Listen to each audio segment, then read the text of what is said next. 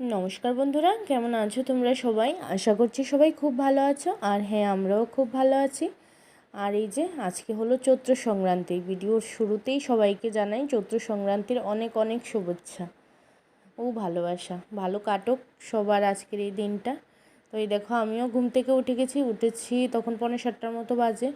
টুকিটাকি ঘরের যা কাজকর্ম ছিল সবই শেষ করে ফেলেছি। আগের দিন মেয়ের জন্মদিন ছিল, তো রাতেই অনেক কিছু সেরে রেখেছি। তো কিছু কিছু সারতে পারিনি, যেটা সকালে সারবো, তো সেটাই সকালে সেরে ফেলেছি।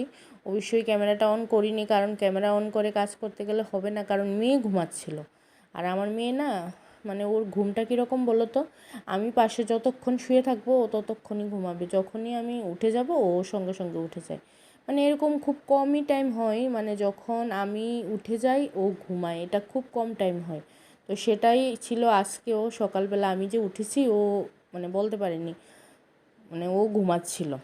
তো আমি উঠে যা যা কাজকর্ম ছিল আগের দিন করতে পারিনি, তো সেটাই আমি সকাল থেকে উঠে 6:45 ঘুম থেকে উঠেছি। তারপর থেকে সেই টুকিটাকি কাজকর্মগুলো আস্তে আস্তে আওয়াজ না করে করে করা শুরু করলাম, কারণ আওয়াজ করলে তো উঠে যাবে, উঠে গেলে আমার কাজ হবে না, অনেক লেট হয়। কারণ জানোই তো বাচ্চা নিয়ে কাজ করা কতটা মুশকিল। তারপর আমি সমস্ত কাজকর্ম কমপ্লিট করলাম, ও ঘুম থেকে উঠলো। তারপর ওই যে ওকে ফ্রেশ ট্রেশ করিয়ে দিলাম, দিয়ে তারপর এই যে এখন ওই যে বিছানার বেডশিটটা চেঞ্জ করে নিয়েছি, কারণ এটা হয়ে গেছে অনেক দিন। তো এটা চেঞ্জ করে আজকে অন্য একটা বেডশিট বিছিয়ে নিচ্ছি, পেতে নেবো আর কি। কারণ আজকে তো চৈত্র সংক্রান্তি, আজকে এবং আগামীকাল এই 2 দিন আমাদের নিরামিষ খেতে হয়। তারপর পয়লা বৈশাখের দিন মাছ মাংস খাবো। তো আমাদের নিরামিষটা না 3 দিনই হয়ে গিয়েছিল। মেয়ের জন্মদিনের দিনও আমরা নিরামিষই খেলাম, আশ্রম থেকে ভোগ এনে খেয়েছি, তোমরা দেখেছো তো। আবার আজকে তো চৈত্র সংক্রান্তি, আজকে থেকে 2 দিন পর পর নিরামিষ। তারপর আজকে খেতে হবে পাঁচন, তারপর সমস্ত শাক পাতাগুলো মিলিয়ে একটা শাক হয়, তারপর আম ডাল খেতে হয়। তো তারপর কি বলে করলা উচ্ছে করলা এইসব ভাজা খেতে হয়। তো আমার তেঁতুটা একদমই ভালো লাগে না। তো এই জন্য কী করেছি আমি বলো তো, আমি একটা উচ্ছে আর হালকা একটু করলা ওই পাঁচনের মধ্যেই দিয়ে দিয়েছি, তেঁতু খাওয়া নিয়ে কথা। তো সেটাই হলো আর কি। তো এই দেখো, তোমাদের সাথে গল্প করতে করতে আমার বিছানা বেডশিটটা চেঞ্জ করা হয়ে গেছে। আর মেয়ে তো ওইদিকে টিভি দেখছে। তারপর বেডশিটটা চেঞ্জ করার পর ওই যে বেডশিটগুলো উঠিয়েছি সেটা ভিজিয়ে ঘরটা মুছবো, মুছে কাপড় কেচে স্নান করব। বা স্নান দান করে তারপর রান্না টান্না শুরু করব। আজকে একটা ভালো দিন, মানে কি বলবো, ভালোভাবে কাটুক সবার, এটাই ভগবানের কাছে প্রার্থনা করি। এই দেখো মেয়ে দেখো কি করছে, ওই দেখো পাশ বালিশের কভারটা নিয়ে ও করছে খেলা। আসলে আমি অনেক সময় ভাবি যে যেরকম ভিডিওতে আমরা দেখাই না, মানে দেখো কত স্পিড বাড়িয়ে ঝটপট ঝটপট কাজটা হয়ে যাচ্ছে, সত্যি যদি এরকমভাবে কাজটা হয়ে যেত এত তাড়াতাড়ি, তাহলে মনে হয় যে লাইফে আর কোনো প্রবলেমই থাকতো না, এক নিমিষেই সব কিছু হয়ে যেত। কিন্তু বাস্তব জীবনটা তো বড় কঠিন, এইভাবে এক নিমিষে কোনো কিছুই হয় না। তার জন্য টাইম চাই, অপেক্ষা করতে হয়, অপেক্ষা করার ধৈর্য শক্তি থাকতে হয়, সবই থাকতে হয়। তো যাই হোক, তোমাদের সাথে গল্প করতে করতে এই দেখো আমি আমার বেডশিট বিছানার কভার সব কিছুই ঠিকঠাক করে নিলাম। তারপর এখন ডিরেক্ট স্নান দান সেরে তারপর আবার তোমাদের সামনে আসবো। এখন আর তোমাদের সাথে কিছুই শেয়ার করার নেই। এই দেখো সোফাটা একটু ঠিকঠাক করে নিলাম, ডিরেক্ট স্নান দান সেরে তারপর তোমাদের সাথে আসবো। এই দেখো বালতিতে জলও নিয়ে নিয়েছি ঘর মোছার জন্য, লাইজলও নিয়ে নিয়েছি। তো এই দেখো ইয়েলো ইয়েলো কালার দেখা যাচ্ছে, লাইজলের কালারটা ইয়েলো, এই জন্য। তারপর এই যে দেখো এখন স্নান দান সেরে চলে আসলাম, দেখিয়ে দিলাম ঘরে ধূপ ধুনু দেখিয়ে একদম নিজেকেও একটু তোমাদের সাথে শেয়ার করে দিলাম। এই দেখো একটা রেড কালারের নাইটি পরেছি, এইটা নতুন নাইটি, মানে অনেক দিন হয়েছে এনেছি কিনে। তো এটা নতুন নাইটি বেশ পরলাম আজকে চৈত্র সংক্রান্তির দিনে, সবাই নতুন ড্রেস পরে, তো আমিও বললাম মেয়েকেও পরাবো। এই দেখো এটা হলো আমাদের পাচনের সমস্ত সবজি। এখানে কি নেই বলো, যত রকম সবজি বাজারে পাওয়া যায় সমস্ত সবজি এখানে আছে। তো আগের দিন রাত্রে কেটে রেখেছিলাম, তোমরা দেখেছো, কারণ আগের দিন রাত্রে কেটে না রাখলে আমার হয় না, আমি পরের দিন এগুলো কাটতে ন্যূনতম 3 ঘন্টা সময় লাগে। তো এই যদি মানে আজকে যদি বসতাম এগুলো কাটতে, তাহলে তো কী বলবো, তিনটে চারটে বেজে যেত আমার রান্না হতে হতে। তো এই জন্য আগের দিন রাত্রেবেলাই আমি কেটে রেখে দিয়েছি। তো এখন স্নান দান করে চলে আসলাম। এখন পাঁচনটা সবার আগে আমি সেদ্ধ বসাবো। এই দেখো সসপ্যানের মধ্যে দিয়ে দিয়েছি সমস্ত পাঁচনের সবজিগুলো, তারপর 1 জগ জল দিয়েছি, দিয়ে এই যে বসিয়ে দিলাম। আর সব সময় আমি গ্যাস ধরিয়ে কিছু বসালে সর্বপ্রথম মানে এরকম একটু ব্রহ্মা দেবতাকে একটু প্রণাম করে নিই। আর এটা হলো দেখো সমস্ত প্রকার শাক পাতা, যেটা আমি জলে ভিজিয়ে রেখেছি, তারপর ধুয়ে রান্না করব। আর এইদিকে দেখো সেদ্ধ হয়ে গেছে পাঁচনের সবজিগুলো। এখন ডাল বসিয়েছি, মটর ডাল করব, আম দিয়ে আম ডাল খেতে হয় আজকে, তো ডালটা বসিয়েছি সেদ্ধ। আর এইদিকে হলো সিমের বিচি সেদ্ধ বসিয়েছি, সিমের বিচিগুলো ভেজে তারপর সেদ্ধ বসিয়েছি। এটা শাকেও যাবে, তারপর পাঁচনেও যাবে। এই যে দেখো এখানে আমার পাঁচনের সবজি হয়ে গেছে সিদ্ধ। মাগুমা প্রচণ্ড গরম, ধরা যাচ্ছিল না, খুবই কষ্ট হচ্ছিল ধরতে। তো যাই হোক, তোমাদের কষ্ট করে দেখিয়ে দিলাম একবার। তারপর আর পাঁচন রান্না সেরকম কিছুই শেয়ার করতে পারিনি তোমাদের সাথে। এখন রান্না হয়ে গেছে পাঁচন, রান্না হওয়ার পর তোমাদেরকে দেখিয়ে দিলাম এটার ফাইনাল লুকটা। আর এটা হলো আম ডাল, আম ডাল পাঁচন দুটোই হয়ে গেছে। এখন করা দেখো থালাতে আমি একটু নিয়ে নিয়েছি, টেস্ট করব সেই জন্য, কারণ প্রচণ্ড খিদে পেয়েছে, সকাল থেকে কিছুই খাইনি সেরকম। এদিকে ভাতও ফুটছে আর এদিকে মেয়ের তরকারিও হচ্ছে। ভেবেছিলাম 1 কাপ চা খাবো, কিন্তু যাই হোক ফিল্টারও পরিষ্কার করেছি, স্নান করে সবার আগে ফিল্টারে জল দিয়েছি।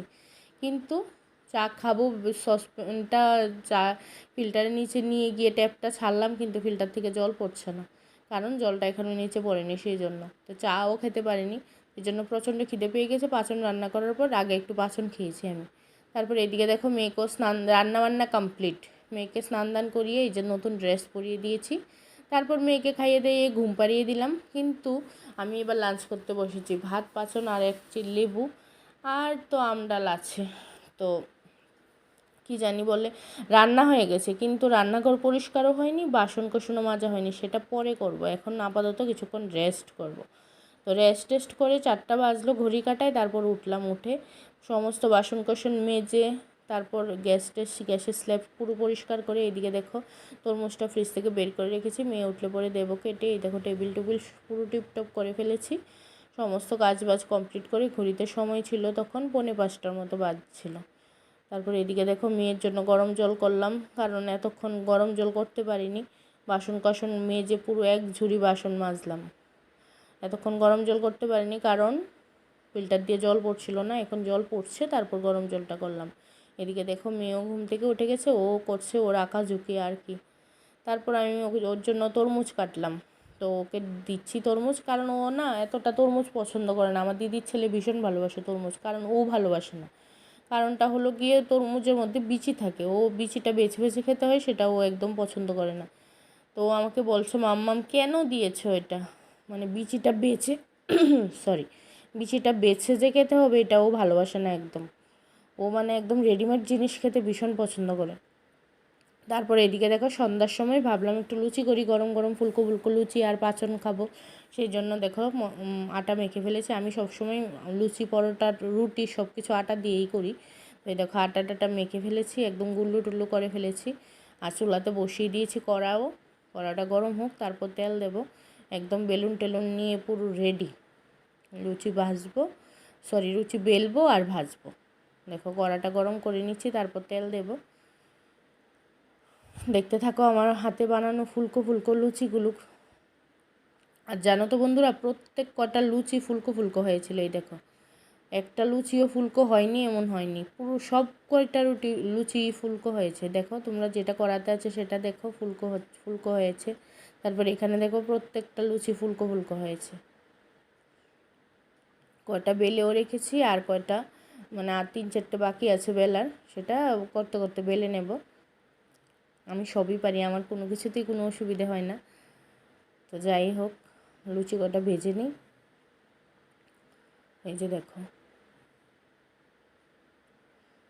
তারপরে এই দেখো আমার লুচি ভাজা কমপ্লিট, পুরো 1 গামলা লুচি ঢেকে রেখে দিয়েছি। দেখো ফুলকো ফুলকো লুচি, প্রত্যেক কটা লুচিই ফুলেছে। তারপর লুচি খাওয়ার পর ভাবলাম একটু চা করি, কারণ গত 2 দিন ধরে চা খাচ্ছি না, তো মাথাটা একটু কীরকম কীরকম করছে। আমার যেহেতু চা খাওয়ার একটা নেশা, সকালবেলা একটু চা খেতে হয়, তো এই জন্য একটু চা বসালাম। সকালে তো পারিনি, আর বিকালেই বসিয়ে দিলাম, সন্ধ্যার সময়, অ্যাকচুয়ালি বিকাল না। তারপরে এদিকে দেখো লুচির তেলটা রয়ে গেছে, সেটা ঠান্ডা হওয়ার পর ঢেকে রাখবো, কালকে কোনো একটা জিনিস রান্না করে ফেলবো। তারপরে এদিকে দেখো জানলাটা খুলেই লুচি ভাজছিলাম। তো এদিকে দেখো লোকজন যাচ্ছে চৈত্র সেলে। আমাদের বাড়ি থেকে বাজারটা যেহেতু খুবই কাছে, মানে আমরা তো একদম মেন জায়গাতে থাকি না, আমাদের বাড়ি থেকে একদম মার্কেটের দূরত্ব 2-3 মিনিট। তো এই জন্য অনেক রাত্র পর্যন্ত মানুষজন আসতে থাকে চৈত্র সেল থেকে। তারপর দেখো চাও হয়ে গেছে, তারপর লুচি তারপর পাঁচন আর চা খেয়ে নিলাম। খেয়ে দিয়ে তারপর চলে আসলাম এই যে আমার কাজকর্মে। সকালবেলা যে এতগুলো কাপড় কাচলাম সেগুলো তো এখনও গুছানোই হয়নি। এই যে এনে রেখেছি বিছানার উপর, এই একভাবেই রয়ে গেছে। তারপর এই যে এখন বসলাম কাপড়গুলো গুছানোর জন্য, যদিও বা বেশি না, কাপড় অল্পই আছে। তারপর যাই হোক, গুছাতে তো হবে, এইভাবে বিছানার উপর ফেলে রাখতে তো ভালো লাগে না আমার। না মানে একদম টিপটপ থাকতে হবে, যেটা পরিষ্কার কথা। আমি বাচ্চা ঘরে ছোট, তারপর আমি ভিডিও বানাচ্ছি, এই জন্য আমার ঘর নোংরা থাকবে সেটা আমার ভালো লাগে না। মানে আমি যেটাই করব দরকারও আমি কি বলবো, খাওয়ার জন্য দিনে টাইমটা কম দেব। খাওয়ার টাইমে যেই টাইমটাতে আমি খাবো সেই টাইমটাতে আমি ঘর দরজা টিপটপ করে ফেলবো, কিন্তু তারপরও আমার ঘর দরজা একদম টিপটপ থাকতে হবে। মানে আমার ঘর নোংরা করে আমার এরকম কোনো কাজই আমার ভালো লাগে না। ঘর দরজা টিপটপ থাকবে, তারপর আমার দরকারও আমার খাওয়াটা আমি দুবারের জায়গাতে একবার খাবো, কিন্তু আমার ঘর দরজা একদম টিপটপ থাকতে হবে, না হলে আমার ভালো লাগে না। হঠাৎ করে কেউ একজন আসবে, এসে দেখবে ঘরের এই নোংরা অবস্থা, তারপর কি বলবে, দেখো ঘরের বউটা কি করে সারাদিন মোবাইল নিয়ে বসে থাকে, মানে ঘর দরজার কী অবস্থা করে রেখেছে। আমার ভালো লাগে না সেরকম। মানে আমি একটু টিপটপ থাকতে পছন্দ করি, যেটা সত্যি কথা। এই দেখো ভাজ করা হয়ে গেছে, এখন জায়গার জিনিস জায়গায় ঢুকাবো। এটাও আর একটা জিনিস, প্রত্যেকটা পার্ট করে প্রত্যেকটা জামা কাপড় মানে জায়গায় ঢুকানো। কারণ এই যে সিঙ্গেল কভারটা পুরোটাই আমার হাজব্যান্ডের, শুধু নিচের তাকটাতে আমি একটু রেগুলার পরা জামা কাপড়গুলো রাখি, আর না হলে পুরোটাই আমার হাজব্যান্ডের। কিন্তু ডাবল যে পার্টটা আছে সেটা পুরোটাই আমার, এটার মধ্যে আমার হাজব্যান্ডের কিছুই নেই, এটা পুরোটা আমার। আর সিঙ্গেল পার্টটা শুধু নিচের তাকটাতে আমি রাখি আমার রেগুলার পরা জামা কাপড়গুলো। আর বাকি পুরো উপর থেকে পুরো শুরু করে একদম উপরে যেটা আছে সেটার মধ্যে রাখি বেডশিট, বালিশের কভার, এইসব কিছু। আর একদম নিচে যেটা, সেটার মধ্যে আমি আমার ওই রেগুলার পরা জামা কাপড়গুলো রাখি। আর বাকি যে মাঝখানে 4টা আছে সেই 4টার মধ্যে আমার বরের এই জামা কাপড় থাকে। তো যাই হোক, আমার এই ড্রেসগুলো আমি আমার এটার মধ্যে দেখিয়ে দিচ্ছি। আর এই পুরোটাই আমার, মানে এখানে আমার বরের কিছু নেই, পুরোটাই আমার। তারপর ঢুকিয়ে এই যে মেয়ের রেগুলার পরা জামা কাপড়গুলো এই ঝুড়িটার মধ্যে থাকে। এটা আমার একজন ফ্রেন্ড মেয়ের বর্তের সময় গিফট করেছিল। যাই হোক, এটা খুবই কাজের জিনিস। মেয়ের রেগুলার পরা জামা কাপড়গুলো একদম যেদিন থেকে ও গিফট করেছিল সেই দিন থেকে শুরু করে আজকে পর্যন্ত মেয়ের রেগুলার পরা জামা কাপড়গুলো এটাতেই থাকে। আর এটা হলো মেয়ের শোকেস, যেখানে মেয়ের সমস্ত কিছু থাকে। তাহলে বন্ধুরা, আজকের ব্লগটা